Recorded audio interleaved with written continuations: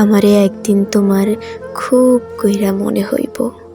আমি হারাইয়া যাওনের পর যখন তোমার জীবনে খারাপ কোনো সময় আইব, তখনই আমারে তোমার খুব মনে হইব যে কেউ একজন তোমার খারাপ সময়ে নিজের ছায়ারে ভুইলা গিয়া তোমার ছায়া হইয়া পাশে থাইকা যাইতো।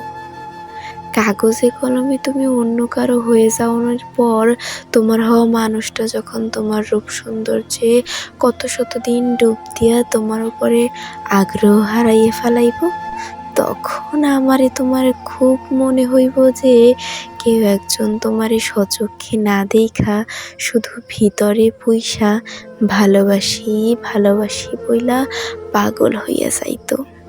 সেদিনও আমারে তোমার খুব মনে হইব। প্রচণ্ড জ্বর আর মাথা ব্যথা নিয়ে ছটফট করণের পরও যখন তোমার কপালে কারো হাতের ছোঁয়া পাওনের সৌভাগ্য হারাইব, সেদিনও আমারে তোমার খুব মনে হইব। কেউ একজন তোমার সামান্য কিংবা মাথা ব্যথা হইলে মুহূর্তে পাগল হইয়া যাইতো, তোমার ইনবক্সে টেক্সটের বন্যা ভাসায় দিত।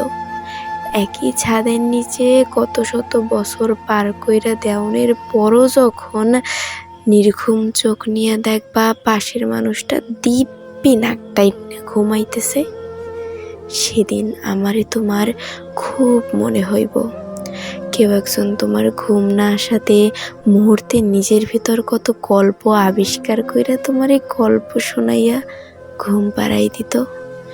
এভাবে কত বছর কত দিন আমারে তোমার খুব খুব মনে হইব। তোমার দেখা স্বপ্ন আর চাওয়াগুলো যখন তোমার ছোট্ট জীবনে এক যুগ পার হইয়া যাওয়ার পরও অপূর্ণ থাইকা যাইব, তখনই আমারে তোমার খুব মনে হইব।